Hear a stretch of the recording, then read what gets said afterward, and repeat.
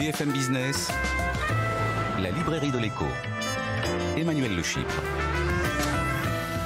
Bienvenue dans la librairie de l'écho, l'émission de BFM Business qui vous offre chaque semaine le meilleur de la littérature économique. Alors, c'est une émission spéciale évidemment, c'est les fêtes, c'est Noël, et qu'est-ce qu'on fait à Noël? Eh bien, on se retrouve avec ceux qu'on aime bien, on offre des cadeaux, on se raconte des belles histoires, on se dispute aussi à Noël bien sûr. Eh bien, c'est exactement ce qu'on vous propose de faire tout au long de cette émission spéciale fête évidemment.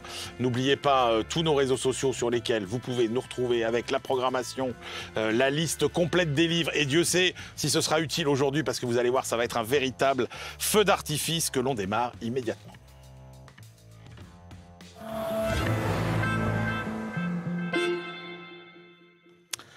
Et on démarre avec ce que nos camarades considèrent comme le livre le plus important de l'année. Nos camarades, qui sont-ils? Julien Damon, enseignant à Sciences Po et à HEC. Oui. Julien, Christian Chavagneux, éditorialiste à alternativeéconomique.fr et le principal animateur de la rubrique livre aussi d'Alternative économique.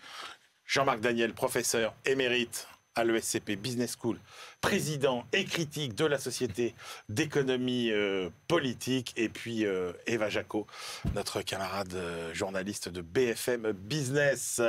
On démarre, allez, avec donc votre livre de l'année, mesdames et messieurs. Christian Chavagneux, quel est le livre qui vous a le plus marqué cette année et qui peut-être aura le mérite d'être sous le sapin pour quelqu'un? Évidemment, le livre de Julia Cagé et Thomas Piketty qui est sorti au Seuil, une histoire du conflit politique, élection et inégalité sociale en France, 1789-2022. D'abord, un travail statistique absolument époustouflant pour les 36 000 communes de France. Pour les 36 000 communes de France, vous avez bien évidemment une base de données en ligne qui vous donne toutes les conditions socio-économiques, donc le revenu par habitant, le nombre de cadres, le nombre de propriétaires, etc. Et le résultat de toutes les élections depuis la fin du 18e et surtout depuis les législatives du milieu du 19e. La conclusion, c'est que les déterminants socio-économiques du vote sont beaucoup plus importants que les déterminants identitaires, par exemple, ou la place des immigrés, ce genre de choses. Et puis quelques petits résultats. Depuis les années 80, une explosion de nouveau des inégalités entre les territoires, très très forte, alors que depuis la fin du 19e siècle, ça avait plutôt tendance à baisser en France. Là, elle augmente depuis les années 80. Les riches n'ont jamais autant voté, les pauvres n'ont jamais autant pas voté. L'écart de taux de participation est historique entre les communes les plus riches et les communes les plus pauvres. Bon, évidemment, il y a des considérations plus politiques chez Piketty et Cagé qui veulent essayer de nous expliquer comment la gauche a perdu les voix, comment elle doit en regagner. Mais vraiment, ce travail sur les inégalités territoriales, exceptionnel. Ouais, avec ce message aussi, Christian, qui l'idée que la gauche traditionnelle a encore une base électorale qui pourrait être assez solide. Oui, tout à fait. On nous dit que les classes populaires ne votent pas pour la gauche. Si, ils votent encore pour la gauche, mais pas suffisamment. Et quand il y a un éclatement du vote populaire, à ce moment-là, la gauche perd toujours. Et c'est les moments où les inégalités remontent. Messieurs, une petite réaction rapide. Oui, moi, je n'ai pas été tellement convaincu par ce livre. D'abord, les élections entre 1820 et 1946, tout le monde n'avait pas le droit de vote. D'abord, le vote a été censitaire et jusqu'à 1946, les femmes n'avaient pas le droit de vote. Donc, comparer ce qui se passait au 19e siècle avec ce qui se passe maintenant est peut-être un peu rapide. Et ensuite, il y a effectivement... c'est un peu l'anti-science, c'est-à-dire on a le résultat avant et ensuite on fait tout pour démontrer ce résultat. Normalement, la démarche scientifique, c'est d'observer les faits, d'essayer de faire le tri dans ces faits et d'arriver à une conclusion. Moi, j'aime très fort, de l'anti-science, carrément. Moi, quand on n'est pas d'accord avec moi, c'est de l'anti-science. Moi, j'aime bien. On n'est pas d'accord avec moi. Je ne suis pas d'accord avec des gens qui font de l'anti-science. Les amis, notre réveillon n'est même pas encore passé à table que vous commencez déjà à vous disputer. Julien Damon, un mot sur le Piketty, Cagé? Je vais faire une voix moyenne. Je suis agacé par la piquettophobie contemporaine. Vous avez plein de gens qui nous expliquent en permanence que c'est nul, que c'est idéologique, etc. Mais c'est pas le seul. Jean-Marc qui est là, ça n'est ni nul ni non de la science. C'est à lire. Jean-Marc a une vertu, il l'a lu. Tous ceux qui critiquent Piketty doivent le lire. Oui, absolument. Jean-Marc, votre livre. Alors moi, un livre qui est moins ardu. Un livre un peu synthèse. Un peu synthèse, un peu concret, qui est un livre sur l'énergie, Le Grand Bazar de l'énergie, d'Erwan Bénézé. Donc, des livres sur l'énergie, il y en a eu plein. Quel est le mérite de celui-là? Alors, le mérite de celui-là, d'abord, non, pas spécialement. D'ailleurs, je ne sais pas exactement... C'est chez Artaud. Oui, chez Artaud. L'auteur est journaliste au Parisien, c'est le spécialiste de l'énergie. Et le mérite de ce livre, c'est qu'il est clair et qu'il a la prétention réalisée de parvenir à nous exposer en profondeur les problèmes de l'énergie. Alors il y a 3 parties dans le livre. Une partie sur le gaz qui est liée essentiellement à l'actualité, à ce que nous avons vécu au travers de l'évolution de la guerre entre la Russie et l'Ukraine, les conséquences sur l'approvisionnement en gaz. Une partie centrale remarquable sur l'électricité, le destin d'EDF, comment on a coulé EDF, comment on est arrivé à cette situation où, alors qu'on devait avoir de l'énergie, de l'électricité surabondante, on a failli être privé d'électricité à l'hiver dernier, avec EDF qui a 65 milliards de dettes. Et puis une 3e partie sur les énergies renouvelables. Tout ça est clair, facile à lire et très instructif. Je crois que vous étiez d'accord, notamment sur la partie EDF. C'est clair, facile à lire, très instructif. La première partie, on peut laisser tomber, il suffit de lire les journaux. Par contre, la partie centrale sur comment le programme nucléaire français s'est complètement planté, il se plante aujourd'hui, et pourquoi en France on a du mal à développer les renouvelables, c'est très clair. Je suis d'ailleurs très heureux que Jean-Marc ait mis en avant ce genre de livre. Eva. Et ça me permet quand même de dire que EDF nationalisé, c'est pas un succès. De l'ambiance, hein, c'est bien. Alors là, un livre qui va tous vous mettre d'accord. Si vous avez encore un petit peu une âme d'enfant, je sais pas, Jean-Marc, s'il est... J'ai jamais eu une âme d'enfant. Oui, mais même, vous allez voir les adultes. Eva, franchement, c'est un de mes livres chouchous de l'année. Le livre La saga Lego, la petite brique qui a conquis le monde. Jens Andersen, c'est chez Duno. Oui, et moi c'est plus léger, du coup je vais essayer de vous convaincre, Jean-Marc. C'est vraiment un guide complet sur cette incroyable histoire de Lego, de cette petite brique qui a été créée en 1920. En fait, à la base, c'est une petite entreprise de menuiserie danoise. Ça se passe dans la ville de Billund au Danemark. C'est devenu ensuite Legoland en 1968. Alors les premières briques Lego, elles sont apparues dans les années 40. À la base, c'était des petites briques en bois. Et puis ensuite, les briques Lego ont été commercialisées et le plastique est arrivé dans les années 1949 à peu près. Et puis ensuite, voilà, l'histoire s'est faite. L'histoire avec un grand H a commencé. Rapidement, Lego s'est vendu en Suisse, aux Pays-Bas, en Autriche, au Portugal. Et puis, dans les années 60, le rythme vraiment s'est accéléré. Il y a eu aussi de nouvelles gammes qui étaient faites spécialement pour les adultes. Il y a eu des passages à vide. Voilà. Et puis après, ils ont su à chaque fois rebondir. On vous dit ça d'un ton léger, mais c'est un livre d'économie. C'est un livre qui raconte une success story de business. Alors, l'avantage aussi, et ce qui est un point fort de Lego aussi, c'est que les adultes n'y résistent pas non plus, en fait. Ouais, les adultes sont vraiment fans et ça se prouve parce que le marché des kidultes est en croissance, on l'a vu cette année. Et puis, c'est 28% du chiffre d'affaires du marché du jouet. Et puis, Lego est leader dans ce segment-là avec 12% de part du marché. Il y a des catégories comme Lego City, Star Wars, Lego Art. Les derniers lancements d'ailleurs pour adultes, c'est le Concorde et l'Orient Express. Et ça plaît à pas mal de monde autour de cette table pour ne regarder personne. Oui, je sens que le Lego Concorde, il faut l'acheter pour... Oui, ou l'Orient Express, je sais pas, Jean-Marc, vous offre quoi? Vous avez déjà fait des petits jeux de construction comme ça? Mais peut-être des calèches de 1770, vous savez. Donc on est d'accord. Ce monsieur monsieur a fait Polytechnique. Il n'a même jamais construit une maquette de Lego. Ah non, oh là là là là là là, mon Dieu. J'ai eu une très mauvaise note en dessin industriel en plus. Ouais. Alors que moi, j'en achète pour mes enfants, mais ça leur fait moins plaisir qu'à moi. Et donc du coup, c'est moi qui l'ai fait. Eh oui, Julien Damon, on passe à votre livre, votre choix de livre de l'année. Serge Pogam, L'attachement social, forme et fondement de la solidarité humaine, c'est aux éditions du Seuil. Oui, et ça n'est pas un livre d'économiste, mais de sociologue. C'est ma singularité dans cette émission. Et de surcroît, ça n'est pas un petit livre, c'est un pavé de plus de 600 pages. Donc c'est parfait pour mettre sous le sapin, mais c'est surtout parfait si on veut faire le point sur ces questions récurrentes dans le débat public, parfois un peu présentées de façon gnangnan, du lien social. On a l'intérêt avec Serge Pogam d'avoir une démarche rigoureuse, c'est un virtuose de la typologie, et il nous décrit les contours et évolutions des liens familiaux, des liens amicaux, des liens professionnels, et puis du lien national. Et il s'ensuit, à partir d'une base de données qu'il a créée à partir de 34 pays, un portrait des évolutions de ces liens qui soit nous libèrent, soit nous contraignent. C'est d'abord un peu le sujet de Noël d'ailleurs, que d'avoir des réunions familiales où nous nous libérons et nous sommes contents, mais aussi nous sommes pleins de contraintes. Enfin, en tout cas, ces 600 pages nous permettent d'avoir une analyse de ces institutions que sont nos relations humaines et de ce que sont les institutions qui les protègent, ces relations humaines, qu'il s'agisse de la famille, protection sociale rapprochée ou des éléments plus généraux de et institutionnelle de protection sociale. Merci Julien. Allez, moi j'ai choisi de célébrer un anniversaire, les 100 ans de la Harvard Business Review. La Harvard Business Review, c'est sans doute la revue de recherche la plus prestigieuse consacrée au management, à la gestion, à la stratégie, à la finance. Elle regroupe des articles écrits essentiellement par des universitaires, des dirigeants d'entreprises ou des consultants. Plusieurs générations de dirigeants d'entreprises ont été biberonnés à la Harvard Business Review. Eh bien, vous retrouverez dans ce numéro anniversaire une vingtaine des articles qui, au cours de ces 100 ans, ont marqué finalement l'histoire de la revue et donc de la pensée managériale. C'est absolument passionnant. Allez, après ce tour d'horizon, on passe maintenant au moment que tout le monde attend, les cadeaux. Alors on a fait, vous connaissez notre formule maintenant, hein, vous avez tous dans votre famille un certain nombre de profils, eh bien on a décidé de les prendre un par un et de leur offrir le cadeau qui leur correspond. Julien Damon, vous avez été chargé du cadeau pour le grand-père qui aime l'histoire. On a tous un grand-père qui aime l'histoire.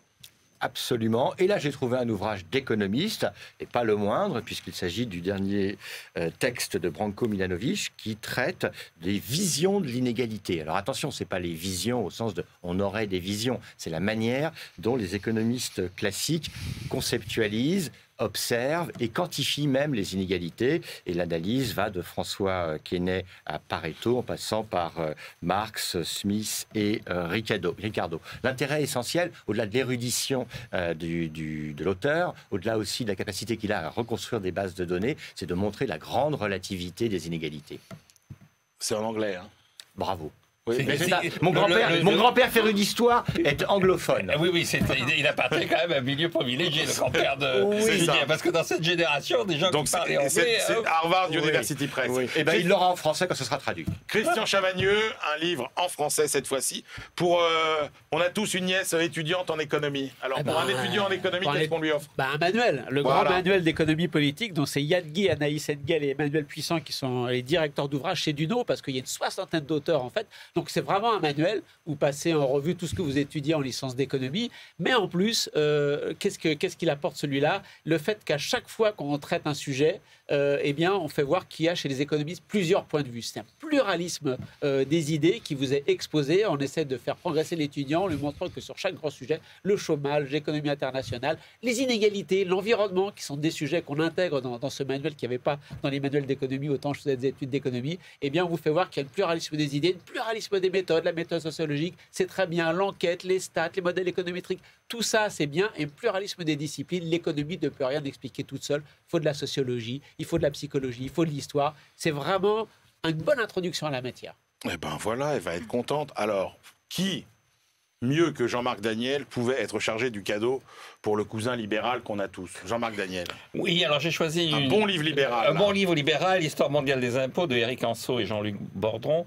Et donc, c'est pour conforter le... C'est subtil parce que c'est pas fondamentalement un livre libéral. Non, absolument, ça va le conforter dans le fait que le sadofiscalisme a toujours sévi et que entre impôt et imposteur, comme disait Rousseau, il y a une similitude qui tient au fait que l'accent circonflexe sur le haut de impôt vient d'imposteur. L'imposteur, c'est celui qui fait des impôts, puis c'est le menteur. Alors, il y a à la fois, le livre est constitué non pas de façon chronologique, mais de façon thématique.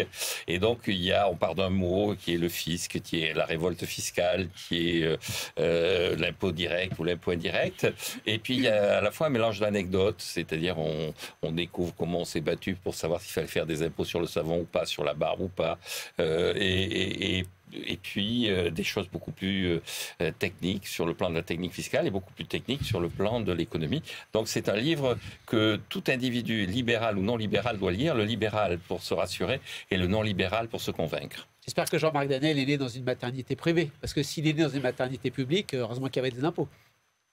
Je suis né dans une maternité publique. Ah, comme quoi. Et il a fait l'école publique. J'ai fait l'école publique, mes parents étaient dans l'école publique. Mais on voit ce que ça donne. C'est vrai qu'il faudrait peut-être arrêter de payer les impôts. Hein. Allez, mes études ont été payées en plus, puisque c'est l'armée qui remboursé. Un des profils les plus délicats à traiter. Et donc la mission revenait à Eva Jago, parce qu'on aura forcément une cousine complotiste autour de la table. Alors, qu'est-ce qu'on lui offre à la cousine complotiste? Eh bien là, on lui offre Les Ingénieurs du chaos de Giuliano d'Ampoli. Alors, ce nom est connu puisqu'il avait écrit Le Mage du Kremlin aussi. Alors ici, on analyse vraiment les mécanismes qui ont permis l'arrivée au pouvoir de dirigeants populistes. Ici, on parle d'ingénieurs du chaos. Ce sont ces conseillers d'hommes politiques, des techniciens de l'information, des geeks ou encore des idéologues qui fabriquent le succès de ces politiques-là. Alors, c'est quoi ces ingénieurs? Comment est-ce qu'ils s'y prennent?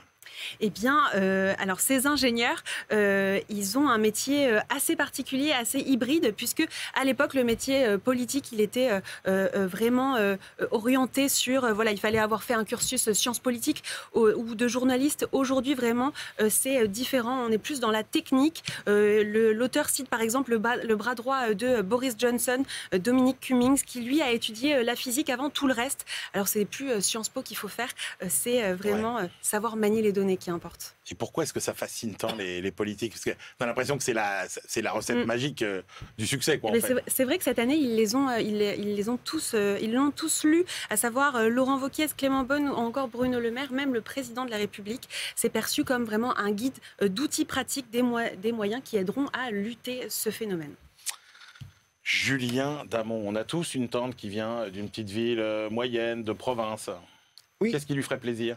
Alors, ce qui lui ferait plaisir, c'est de lire Xavier Jaravel. D'abord parce que dans le titre de son ouvrage, Marie Curie habite dans le Morbihan. Il y a un clin d'œil à tous les modestes et tous les éloignés, donc notre tante de province en l'occurrence. Et puis surtout parce que la thèse générale, assise sur de la science rigoureuse, consiste à nous dire qu'il y a plein de talents cachés en France et de talents perdus, des Marie Curie perdues, pouvant habiter dans le Morbihan, qu'il s'agit par un investissement puissant dans l'école de réveiller, d'éveiller et de leur permettre de participer au grand processus collectif et démocratique, selon lui, d'innovation. Donc pour ma tante de province, je lui passerai ce petit ouvrage percutant qui d'ailleurs rencontre à juste titre le succès. Vous faisiez un peu la moue, Christian Chavagneux, non? Oui, parce que pour développer l'innovation, il faut mettre de l'argent dans l'éducation. C'est pas quelque chose qui me paraît complètement... Très innovant pour le coup. Et que Bill Gates l'avait dit, si j'étais né au milieu de l'Afrique, je ne serais jamais devenu Bill Gates. Il y a bien un déterminant géographique, social. Et si vous mettez de l'argent dans le Morbihan, vous allez sortir une Marie Curie. Alors que si vous le mettez à Grenoble, vous allez en sortir 10. Donc il vaut mieux renforcer les inégalités tout en restant dans la logique de Xavier Jaravel. Jean-Marc Daniel, sortez de ce corps. Bon, moi je pensais qu'il fallait qu'on dise du bien des bouquins qu'on offrait à notre temps. Moi c'était pour lui faire plaisir. Je pourrais dire beaucoup de mal du droit de Jaravel. Vous savez comment ça, Julien? C'est quoi ton cadeau? Ça a l'air bien. Il va tout revendre immédiatement sur Amazon ou sur le Bon Coin dès le lendemain. Allez, on a tous aussi, parce que c'est normal, on a tous aussi un copain qui sera là, fasciné par les crypto-monnaies. Alors, Christian Chavagneux, vous avez décidé peut-être de calmer son enthousiasme en remettant en perspective l'incroyable histoire de l'argent. Exactement, c'est Benoît Sima et Tristan Garnier, c'est donc une BD aux arènes. Et pourquoi crypto-monnaie? Parce qu'en fait, le personnage principal qu'ils ont utilisé comme médiateur, c'est Satoshi Nakamoto, celui qui normalement a créé le Bitcoin, une personne, plusieurs personnes, on ne sait pas trop. En fait, c'est une histoire de la monnaie, une histoire de l'argent, mais vraiment plutôt de la monnaie, des débuts dans l'Antiquité jusqu'à aujourd'hui, et on s'aperçoit que la monnaie a toujours été dématérialisée. Il n'y a pas qu'aujourd'hui, on s'aperçoit que les rapports de force, les combats entre les grands acteurs privés et les acteurs publics autour de la maîtrise de la monnaie et de la finance, eh bien, ça date depuis la Lydie et depuis les débuts des premières monnaies. C'est très simple, c'est très pédagogique, on apprend beaucoup de choses. Une belle BD. Formidable. Eh ben, on a confié le cadeau pour le libéral à Jean-Marc Daniel, et ben du coup, on vous a aussi confié, Jean-Marc, le cadeau pour évidemment le beau-frère fonctionnaire qu'on a tous. Oui, absolument. Qu'est-ce qui ferait plaisir à un fonctionnaire? Un fonctionnaire, ce qui ferait plaisir, c'est de savoir qui et comment se comporte l'ennemi. Or, l'ennemi qu'on lui annonce depuis toujours, c'est le cabinet de consultants qui va s'abattre sur lui et qui va lui dire ce qu'il mange son pain. Qu'il mange son pain. Et on l'a bien vu cette année, ça a été une des sagas de l'année. Et donc, il y a un livre qui a été publié sur McKinsey pour le meilleur et pour le pire, aux éditions Buchet-Chastel. C'est la traduction d'un livre américain par deux journalistes du New York Times, je crois. Et Alors c'est un livre qui est assez remarquable, qui est fait d'ailleurs à l'américaine, c'est-à-dire il y a un mélange d'anecdotes et de considérations plus théoriques sur la façon dont ça fonctionne. Alors on rappelle qui est McKinsey. McKinsey, c'est le fondateur du cabinet en question, mais en fait le personnage clé s'appelle Marvin Bower, qui est le juriste et qui a construit tout ça. Et on voit bien comment à la fois McKinsey cherche à avoir les meilleurs éléments en allant dans les universités américaines les plus prestigieuses pour recruter effectivement ses futurs collaborateurs. Comment McKinsey s'adresse aux puissants, comment McKinsey a une capacité de séduction, comment McKinsey est en capacité de répondre aux attentes des gens qui viennent chercher les consultants en question. Mais ce que disent les auteurs aussi, c'est que à la fin des fins, c'est quand même pas eux qui décident. À la fin des fins, ils donnent des conseils. Ces conseils sont effectivement assez orientés et assez conformes à une certaine vision du monde. Mais celui qui décide, c'est quand même le client. Et donc, c'est une façon de dire à notre beau-frère fonctionnaire, à la fin des fins, c'est quand même toi qui devras décider.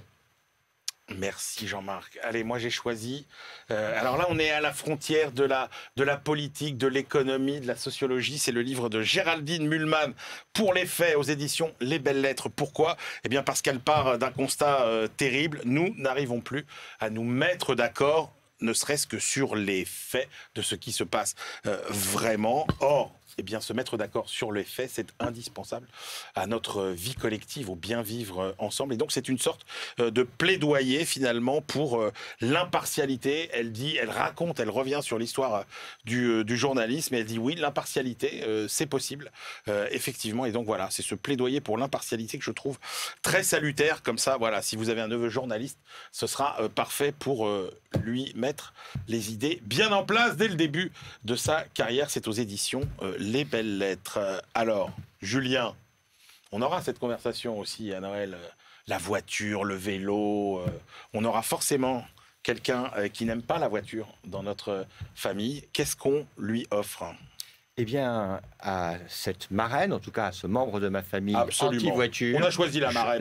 La marraine anti-voiture. Je lui offrirai l'ouvrage à 3 signatures d'un ingénieur, d'un architecte et d'un urbaniste qui se titre « La ville stationnaire, comment mettre fin à l'étalement urbain ». Parce que c'est un ouvrage très surprenant, très renseigné, très documenté et en même temps très militant, extrêmement révolutionnaire même. Ma marraine anti-voiture ne va plus en pouvoir, elle va en faire sa Bible, ce petit bouquin à couverture verte. Quelle est l'idée forte ? En matière d'urbanisme, le truc à la mode, c'est le ZAN, ça veut dire zéro artificialisation nette. Et bien ceux-là, mes 3 amis là, et les 3 amis de ma marraine, ils sont pour le zéro artificialisation brute. C'est donc plus d'artificialisation, on arrête de construire, on réhabilite, on fait une politique très puissante d'aménagement du territoire pour que les villes moyennes permettent à chacun de vivre et permettent aussi de ne pas trop se déplacer. D'où la voiture. Plus sérieusement, parce que je le fais avec un petit regard caustique, cet ouvrage a cet intérêt extraordinaire d'être extrêmement précis, extrêmement documenté et peut faire changer des avis. Alors, pas celui de ma marraine, qui, elle, sera ravie, mais Jean-Marc, peut-être, le lisant, se dira « Ah bah tiens, quand même, il y a peut-être des choses pas trop mal chez les écolos gauchos. » Alors, j'en avais fait la critique dans l'émission et j'en avais dit plutôt du bien. Oui. Alors, il se trouve que je ne sais pas depuis combien de temps Julien et Jean-Marc vous n'aviez pas discuté, mais Jean-Marc n'est plus le même depuis quelques mois. C'est-à-dire que vous ne savez plus parfois si c'est Christian Chavagneux qui parle, si c'est... Il ne faut pas exagérer. Moi, je vais exagérer. Il va vous faire un procès. Attendez. Il y a un an, celui qui avait la marguerite entre les dents, c'était Christian Chavagneux. Aujourd'hui, c'est plutôt Jean-Marc Daniel. Moi, tous les deux, même d'ailleurs. J'observe qu'ils se ressemblent de plus en plus. Oui, mais vous savez quoi ? C'est ça. Vous savez quoi, cher Julien ? Le Bon, problème, c'est que Jean-Marc a fait beaucoup plus de chemin vers Christian que Christian n'en a fait. C'est vrai. C'est normal, moi je suis au centre et lui il venait de très loin. Donc, allez, c'est tout. Christian, on a tous dans la famille un chef d'entreprise, un tonton par exemple qui a sa boîte. Allez, quel est le livre qui lui mettra des paillettes dans les yeux? Une petite biographie du grand capitalisme du moment, enfin d'un des grands capitalistes du moment. Elon Musk, bien sûr, par Béatrice Mathieu et Emmanuel Bottas, et chez Robert Laffont. Un petit peu d'éléments biographiques, mais des bios sur Elon Musk, on en a déjà pas mal. Donc c'est plutôt sur sa stratégie économique. Comment est-ce qu'il a fait pour rentrer dans 2 secteurs a priori imprenables, tellement il faut beaucoup d'investissements, tellement ils sont déjà contrôlés par des grandes firmes, l'automobile, le spatial, et pourtant il y arrive. Comment il fait? Un sens de l'innovation en permanence. Et puis aussi, pour quelqu'un qui est très libertarien, quand même beaucoup d'argent public. Une belle stratégie d'intégration verticale poussée jusqu'au bout, ce qui lui permet de ne pas être dépendant de ses fournisseurs. Et puis malheureusement, ce que décrit le livre, à savoir un turnover très fort parce que c'est un management par la peur, une ambiance très sexiste de travail. Il y a aussi des mauvais côtés dans les entreprises d'Elon Musk. Parfait. Et on termine, allez, avec notre morceau de bravoure, parce qu'on a tous dans la famille un syndicaliste. Ah bon? Jean-Marc Daniel. Bah oui, qui n'a pas dans sa famille un syndicaliste? Vous, je vous ai assigné le livre à offrir. Allez, à notre belle-sœur. À la belle-sœur syndicaliste. Alors, la belle-sœur syndicaliste, j'ai choisi le livre de Pascal Perry aux éditions de l'Archipel. Donc, Pascal Perry, ça s'appelle Génération Farniente. Et le sous-titre, c'est Pourquoi tant de Français ont perdu le goût du travail. Donc, Pascal Perry, il ne va pas par quatre chemins, dans un style très acerbe et très acéré. Il dénonce l'esprit de fainéantise, d'ailleurs, il emploie le mot, il n'hésite pas à le dire, qui est en train de gagner le pays, alors qui est entretenu en particulier par les syndicats, le discours sur la semaine de 4 jours, etc.